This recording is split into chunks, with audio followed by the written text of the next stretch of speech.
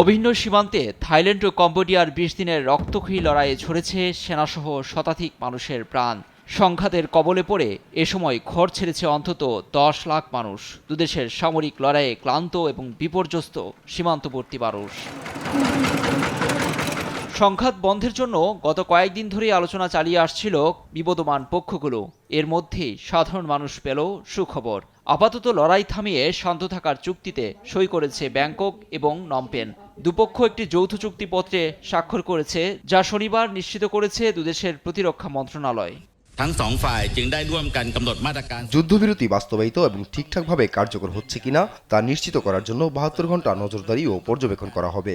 পরিস্থিতি স্থিতিশীল হলে বেসামরিক নাগরিকরা নিরাপদে তাদের বাড়িতে ফিরে যেতে পারবেন। এরপরই আন্তর্জাতিক নীতি অনুসারে ১৮ জন কম্বোডিয়ান সেনাকে মুক্তি দেওয়া হবে। স্থানীয় সময় দুপুর থেকে কার্যকর হওয়া যুদ্ধবিরতির চুক্তি অনুযায়ী উভয় পক্ষই বর্তমান সেনা মোতায়েন অপরিবর্তিত রেখে নতুন করে কোনো অগ্রসরতা না করার বিষয়ে একমত হয়েছে। চুক্তির আওতায় অস্ত্র ব্যবহার বন্ধ থাকবে এবং বেসামরিক মানুষ, অবকাঠামো ও সামরিক লক্ষ্যবস্তুর উপর হামলা নিষিদ্ধ থাকবে। নিরাপদে ঘরে ফিরতে পারবে উভয় প্রান্তের বাস্তুচ্যুত অন্তত ১০ লাখ মানুষ।